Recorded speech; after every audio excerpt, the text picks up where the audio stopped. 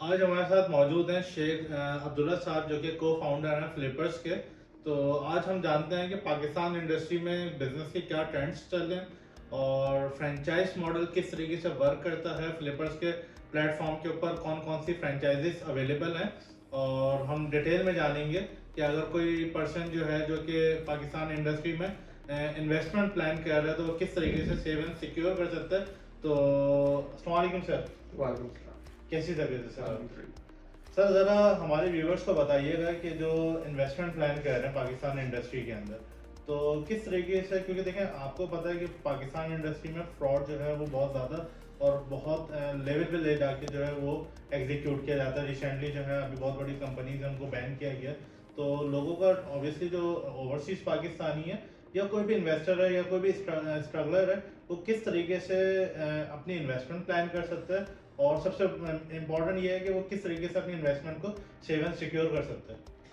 जी, काफ़ी अच्छा आपने क्वेश्चन इन डिटेल पूछा है। उसमें ये है कि जब भी आप किसी भी बिजनेस में इन्वेस्टमेंट करते हैं पैसिवली, तो आपकी जो इन्वेस्टमेंट्स होती हैं वो एट हाई रिस्क होती हैं। जब भी आप किसी बिजनेस में एक्टिवली इन्वेस्टमेंट करते हैं तो वो आपकी सिक्योर इन्वेस्टमेंट काउंट की जाती है as compare to passive investment.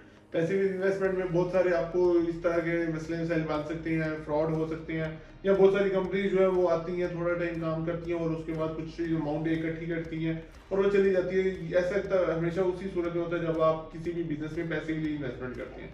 Franchise model एक ऐसी चीज है जिसमें तो रिस्क वाला फैक्टर उस तरह से नहीं होता, क्योंकि ये आपका एक्टिव बिजनेस होता है। इस बिजनेस में आप खुद स्टैंड अलोन खड़े होते हैं और आप खुद बिजनेस चला रहे होते हैं, तो इसमें उस तरह से फ्रॉड हो या इस तरह का सिनेरियो नहीं आ सकता। पाकिस्तान इंडस्ट्री की बात करें तो पाकिस्तान में कुछ अर्सा पहले तक जो है वो फ्रेंचाइज इंडस्ट्री उतनी काबिल नहीं थी, उतनी स्ट्रांग नहीं थी जितनी आज की डेट में है। कुछ मेंटोर्स हैं, कुछ मोटिवेशनल स्पीकर्स हैं, उन्होंने फ्रेंचाइजिंग इंडस्ट्री को बहुत प्रमोट किया लास्ट कुछ टाइम में। उसकी बदौलत या उससे पहले भी कुछ टाइम में फ्रेंचाइजिंग इंडस्ट्री में ज्यादा स्कोप लोगों का बन रहा है, क्योंकि जब भी आप किसी एक फ्रेंचाइज के साथ जुड़ते हैं तो आप अपनी इन्वेस्टमेंट को सिक्योर करते हैं, बल्कि अनसेफ करने की बजाय आपकी इन्वेस्टमेंट सिक्योर हो जाती है जब भी आप किसी इंडस्ट्री की फ्रेंचाइज में ऐड ऑन होते हैं। सर देखिए, जैसे आपने फ्रेंचाइज की बात की है तो पाकिस्तानी मार्केट में चीज़ें अवेयर हो रही हैं, लेकिन अगर इस मौके के ऊपर अगर हमारी प्लेटफॉर्म से अगर किसी को जान सके कि जो फ्रेंचाइज फीस होती है उसकी क्या वर्थ होनी चाहिए और वो किसी फ्रेंचाइजी को, किसी ब्रांड को क्यों पे करनी पड़ती है, और वो जो obviously capital amount of investment होते हैं वो कितने टाइम पीरियड में उनको रिटर्न हो रहा होता है, तो वो किस तरीके से कैलकुलेट किया जाता है, उसके बारे में ज़्यादा डिटेल में बताइएगा। देखिए, जो भी कोई भी फ्रेंचाइजर है, जो कोई भी ब्रांड है, जब वो अपनी फ्रेंचाइज सेल करने मार्केट में आता है तो उसका मिनिमम 5 इयर्स का या 10 इयर्स का मार्केट का इंडस्ट्री का एक्सपीरियंस है।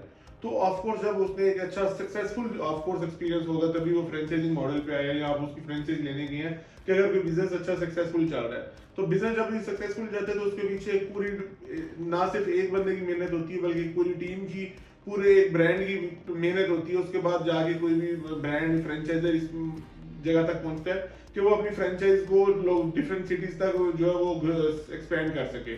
तो जब वो इतनी मेहनत करता है, इतनी उसके ऊपर उसके एक्सपेंस हुआ होता है, लाइक अगर अब ऑन एवरेज अगर मैं पाकिस्तानी इंडस्ट्री की बात करूं 4 to 5 मिलियन तक फ्रेंचाइज फीस चल रही है डिफरेंट ब्रांड्स की।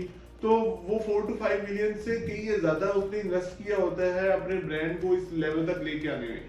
तो जब उसका इस लेवल पे वो आ जाता है कि वो अब अपनी एक्सपेंशन कर रहा है, वो डिफरेंट सिटीज में अपनी आउटलेट्स खोलना चाह रहा है, तो उस लेवल पे आके वो इतनी उसकी अगर वो ब्रांड की जो फ्रेंचाइज फीस है वो चार्ज करता है तो वो वर्थ इट है, वो कभी भी वेस्ट नहीं जाती, क्योंकि उसके बाद आपको वो सब कुछ नहीं करना पड़ता जो एक फ्रेंचाइजर पहले से करता है। जो एक फ्रेंचाइजर है वो डिफरेंट किस्म की मार्केटिंग स्ट्रेटेजीज लगाता है, मेन्यू में कभी चेंजिंग करता है, कभी मेन्यू की एक चीज फेल हो जाती है दोबारा से उसको बनाता है, कभी मार्केटिंग की एक स्ट्रेटेजी फेल होती है दोबारा किसी और स्ट्रेटेजी से उसको करता है। तो इन सब चीजों को जब तक वो एक्सपेरिमेंट नहीं करता तो वो फ्रेंचाइज लेवल तक नहीं पहुंच सकता। तो उसकी एक कॉस्ट इन्वॉल्व होती है। जब भी आप किसी भी फ्रेंचाइज लेते हैं किसी भी ब्रांड की, तो इन सब चीजों से आपको नहीं गुजरना पड़ता। आप डायरेक्ट एक अच्छी सक्सेसफुल मार्केटिंग स्ट्रेटेजी, अच्छी मेन्यू, अच्छे एचआर, उन सब से गुजरते हैं, तो आपकी सारी टाइम और कॉस्ट दोनों बचती हैं। तो फ्रेंचाइज फीस जो भी ब्रांड अगर चार्ज करते हैं तो उनका राइट बनता है, लेकिन वो हैंडसम होनी चाहिए, बहुत ज्यादा नहीं होनी चाहिए जो पाकिस्तानी इंडस्ट्री में लोगों के लिए फिजिबल ना हो, इतनी ज्यादा भी नहीं होनी चाहिए। सही। तो सर ये तो बात रही फ्रेंचाइज मॉडल तक की। तो बहुत से पाकिस्तान में देखें टैलेंटेड लोग हैं जो जानते हैं कि बिज़नेस किस तरीके से किया जाता है, और स्पेसिफिकली अगर हम बात करें बड़े शहरों की, तो वहाँ पर लोगों की इतनी ग्रूमिंग हो चुकी है वो अपना बिज़नेस खुद भी चला सकते हैं। तो अगर तो फॉर एग्जांपल वो प्लान करते हैं किसी रनिंग बिज़नेस को बाय करने में, उसमें क्या फ़र्क होता है, या इनिशियल बेसिस से स्टार्ट करते हैं उसमें क्या फ़र्क होता है, और रनिंग बिज़नेस बाय करने में जो कि प्रॉफिटेबल बिज़नेस है, उसका उसके ऑब्वियसली एक उसने लमसम अमाउंट जो है उसने इनिशियली प्लान करनी होती है। तो उसके बारे में ज़रा बताइएगा कि किस तरीके से उसको ये प्लान करना चाहिए, वैल्यूएशन फैक्टर्स क्या होते हैं, और उस हवाले से ज़रा ब्रीफली गाइड कीजिएगा।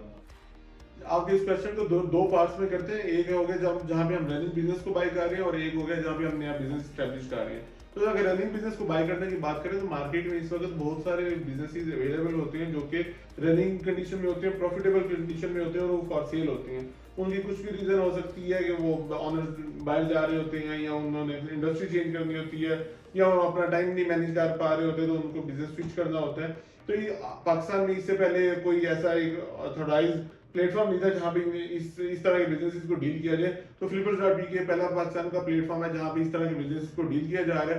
तो उसमें डिफरेंट अवेलेबल बिजनेसेस है हमारे पास जिसमें वो प्रॉफिट भी बना रहे हैं और वो सेल आउट हो रहे हैं। उसमें ये है कि आपने उसको क्या चेक करना है, उसमें आपने सबसे पहले उसका रेवेन्यू चेक करना है। क्या वो आया, वो पिछले कुछ टाइम में 3 माह में, 6 माह में, 1 साल में वो रेवेन्यू जनरेट कर रहा है या नहीं कर रहा है। और वो अगर वो कर रहा है रेवेन्यू जनरेट, तो उसकी सर्विसेज क्या है या प्रोडक्ट क्या है, उसकी काइंड ऑफ वैल्यूएशन शीट जो है आपने वो प्रॉपरली देखनी है। और उससे आपको एक आइडिया हो जाता है कि बिजनेस की क्या वर्थ है। अब एक अगर फॉर एग्जांपल कोई एक आईटी कंपनी है, तो उसको सिर्फ आप एक एज एन ऑफिस फर्नीचर के तौर पे ना देखें। उसके पीछे जो उसकी बैकग्राउंड है, उसके जो सॉफ्टवेयर हैं, उसकी जो टीम है, उसके जो रनिंग क्लाइंट्स हैं, रिकरिंग रेवेन्यू जो उसको आ रहा है, वो सब कुछ एक्चुअली में उसकी वर्थ है। उन सब चीजों के आगे उसका जो ऑफिस फर्नीचर है या ऑफिस के जो फिजिकली एसेट्स हैं, उसकी वर्थ कुछ भी नहीं होती। मेन वर्थ जो होती है वो उसके एसेट्स जो होते हैं, वो दूसरी चीजें होती हैं जो कि देखना बहुत ज्यादा जरूरी होता है। तो रनिंग बिजनेस बाइक बिल्कुल करने चाहिए, और आपका टाइम भी सेव होता है, और आप कुछ थोड़े टाइम में अच्छा रनिंग बिजनेस लेके और उसको प्रॉफिटेबल, बल्कि उससे पहले जो अगर कोई पहला प्रॉफिटेबल बना रहा था, आप उससे ज्यादा उसको 2x 3x कर सकते हैं उसके प्रॉफिट को। और अगर आप दूसरे पार्ट में जाएंगे, बिजनेस न्यू स्टार्ट करना चाहें, न्यू बिजनेस हमेशा से डिफिकल्ट होता है स्टार्ट करना। उसमें आपको मार्केटिंग, उसके जो प्राइसिंग या उसकी जो रिसोर्सेज है वो काफी आपको स्ट्रांग चाहिए होते हैं। तो Flippers.pk उसमें भी आपको हेल्प आउट कर रहा है। उसमें भी हमारी डिफरेंट सर्विसेज हैं डिफरेंट इंडस्ट्रीज के लिए। अगर आपको कोई लीगल सर्विसेज चाहिए, कोई रजिस्ट्रेशन वगैरह चाहिए, तो वो भी Flippers.pk आपको प्रोवाइड कर रहा है। या अगर आपको बिजनेस प्लान चाहिए, आपको मार्केटिंग स्ट्रेटेजी चाहिए, मार्केटिंग प्रपोजल चाहिए, तो ईच एंड एवरी स्टेप पे Flippers.pk आपको हेल्प आउट कर रहा है। आप हमारी टीम से कॉन्टेक्ट करके तो आप वहां से सर्विसेज ले सकते हैं, जिसमें आपको एक नया बिजनेस भी स्टार्ट कर सकते हैं विदाउट एनी फ्रेंचाइज फीस। आपको एक छोटी सी मिनिमम सी फीस देनी होगी, सर्विस फीस, और उसके अगेंस्ट हमारी एक्सपीरियंस टीम से आप बेनिफिट उठा सकते हैं। सही। तो इसमें ज़रा बताइएगा कि एक फिजिकल बिजनेस और एक ई कॉमर्स बिजनेस, इसमें क्या डिफर होता है, किस पे सबसे ज़्यादा ट्रस्ट किया जाता है, for example in term of buying. तो किस तरीके से चीज़ों को डिफरेंशिएट करते हैं, किस तरीके से जो इन्वेस्टर है उसका ट्रस्ट बिल्ड होता है। उसमें देखें, अगर आपके पास कोई फिजिकल बिजनेस है, उसको तो आपको फिजिकली देख के भी आपको आइडिया हो सकता है कि इस बिजनेस की क्या वर्थ है, लाइक उसमें कितनी रेवेन्यू कितना जनरेट हो रहा है, उसमें इन्वेंट्री कितनी इन्वॉल्व है, उसकी लोकेशन कितनी प्राइम है, या उस बिजनेस का वर्थ क्या है, उसके उसके बिल्कुल जो सराउंडिंग 1-2 किलोमीटर के बीच में उस बिजनेस को कितने लोग जानते हैं। लेकिन जब हम एक ऑनलाइन बिजनेस की बात करते हैं, तो उसकी वर्थ जो है वो उसके सराउंडिंग से नहीं देखी जा सकती। उसकी जो है आपकी ऑडियंस जो है वो ऑल ओवर पाकिस्तान या ऑल ओवर द वर्ल्ड होती है।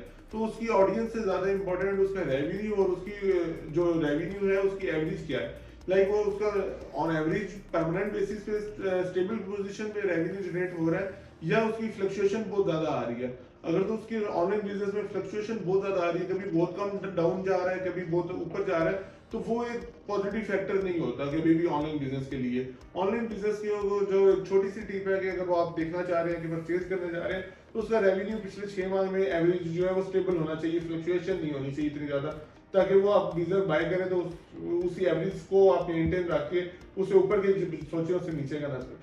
सही। तो सर जो भी मार्केट में बिजनेसेस सेल होने के लिए आ रहे हैं, ठीक है, तो वो अपनी डिमांड किस ब्याह पे कर रहे होते हैं, और उस हवाले से भी ज़रा गाइड कीजिएगा कि किस तरीके से उनको डिमांड करनी चाहिए किस तरीके से गुडविल चार्ज करनी चाहिए, या अगर कोई बिजनेस ब्रेक इवन पे है या लॉस में, तो उसके लिए क्या फैक्टर्स होते हैं उसको सेल करने के लिए और क्या डिमांड्स उसको करनी चाहिए? देखिए, इसमें पाकिस्तानी इंडस्ट्री ऐसा, क्योंकि कोई भी ऐसी क्वालिफाइड नहीं है या सर्टिफाइड कोई अदारा नहीं है जहां से आप गुडविल की कैलकुलेशन कर सकें। ठीक है, गुडविल आपकी अपनी काइंड ऑफ मर्जी होती है। पाकिस्तान में लोग अपनी मर्जी से गुडविल चार्ज करते हैं, लेकिन इंटरनेशनल दुनिया में ऐसे नहीं होता। इंटरनेशनल दुनिया में जो है डिफरेंट किस्म के आपके पास टूल्स होते हैं, वहां से कैलकुलेट की जाती है, वैल्यूएशन की जाती है कि आपकी गुडविल कितनी होती है, आपकी प्रॉफिट और रेवेन्यू, ब्रेक इवन और आपकी बिजनेस एज को देखते हुए आपकी गुडविल कैलकुलेट की जाती है। यहाँ पे बहुत सारे चैलेंजेस आते हैं कि डिफरेंट किस्म के लोग अपनी मर्जी से गुडविल कुछ भी चार्ज करते हैं, इतने वो उनकी बिजनेस की वर्थ नहीं होती जितना वो चार्ज कर लेते हैं। या कुछ लोगों को पता ही नहीं होता, वो लोग बहुत ज्यादा अंडर वैल्यू कर देते हैं।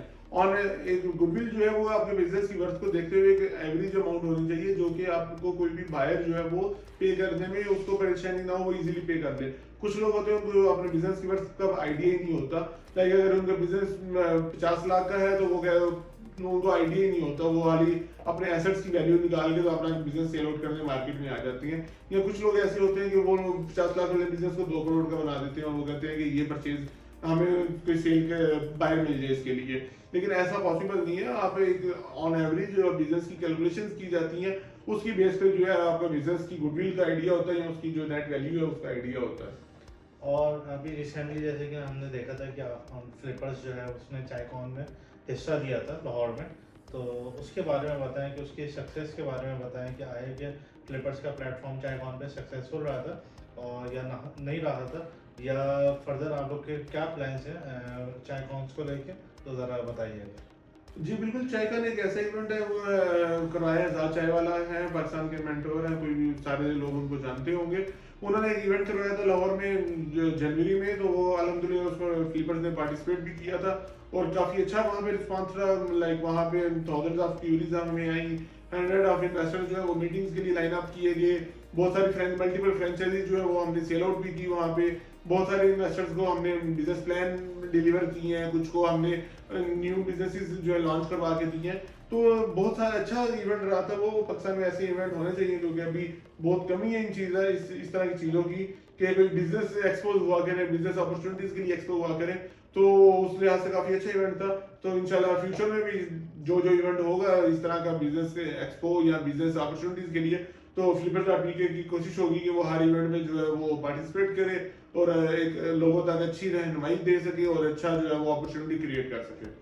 सर, आज के दौर में स्पेशली अगर पाकिस्तान की बात की जाए तो इन्वेस्टर्स के हवाले से आप क्या पैगाम देना चाहेंगे कि उनके रवैये के हवाले से, उनके इन्वेस्टमेंट प्लान के हवाले से, तो ज़रा उस हवाले से भी बताइएगा।